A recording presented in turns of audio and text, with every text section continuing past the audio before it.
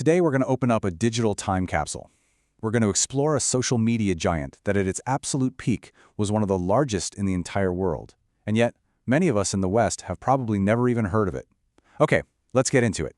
So to really wrap your head around this, just imagine for a second that MySpace, with all its customizable backgrounds and auto-playing music, what if it didn't just fade away?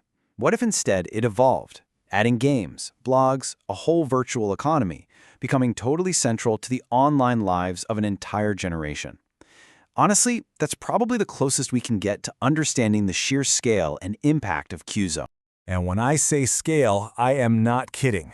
At its height back in 2015, Qzone had over 653 million monthly active users. To put that into perspective, that's roughly double the entire population of the United States at the time. This wasn't some niche little platform, it was a digital nation. So let's dive in.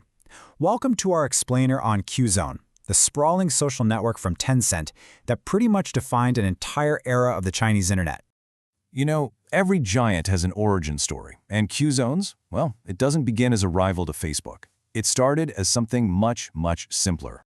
Way back in 2005, Tencent launched Qzone, but it was first called Little Home Zone. And its main goal wasn't even to connect friends. It was meant to compete with the popular blogging platforms of the day, like MSN Space. It was all about giving you your own personal, customizable little corner of the internet. But here's the wild part. Look how fast that all changed.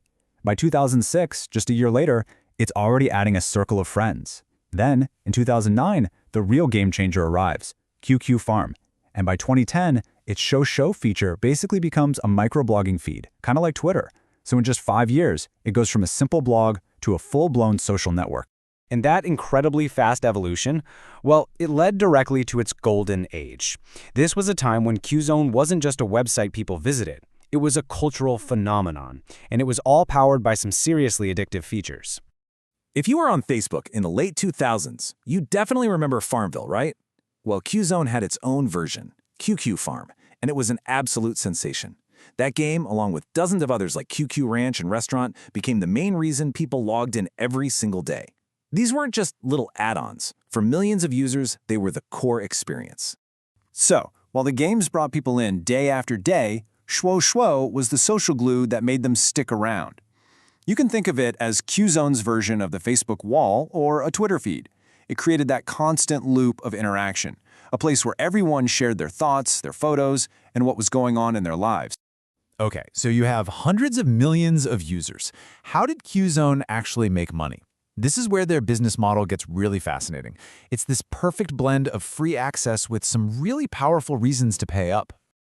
I want you to meet the Canary Yellow Diamond.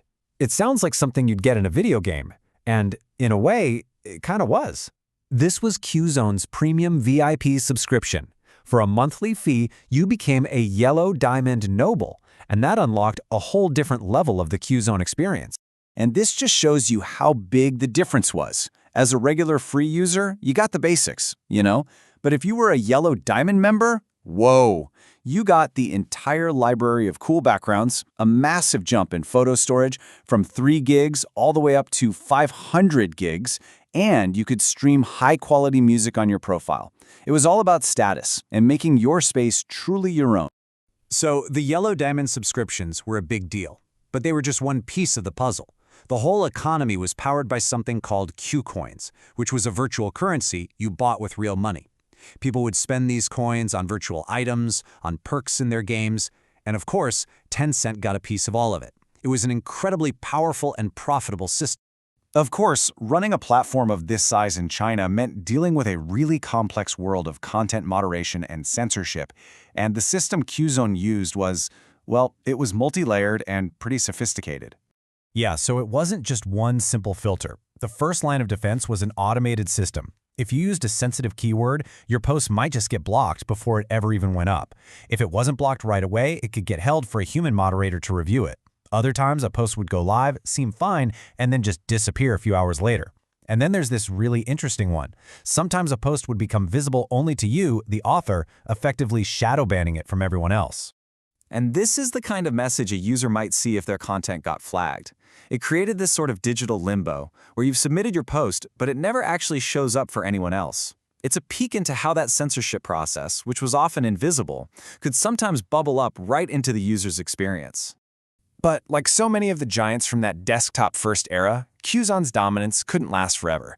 A huge fundamental shift in technology was just around the corner, and it was about to change everything. The move from the desktop computer to the smartphone was the critical turning point. Qzone was born and raised on the PC. It was this complex, sprawling ecosystem. But newer mobile-first apps, like Tencent's own WeChat, offered a cleaner, way more streamlined experience that was perfect for your phone. And, well, users started to migrate. But its legacy is just undeniable. Qzone was never just a website. For millions of people, it was a digital home. It was the place where they documented their entire teenage years, where they spent hours tending to their virtual farms, and where they connected with their friends. It's basically a digital archive of a whole generation's youth. And all this leaves us with the final thought, doesn't it? The story of Qzone is this powerful reminder of just how fast the internet changes. It really makes you wonder, what other massive digital worlds, platforms that were absolutely central to millions of lives, are we already starting to forget?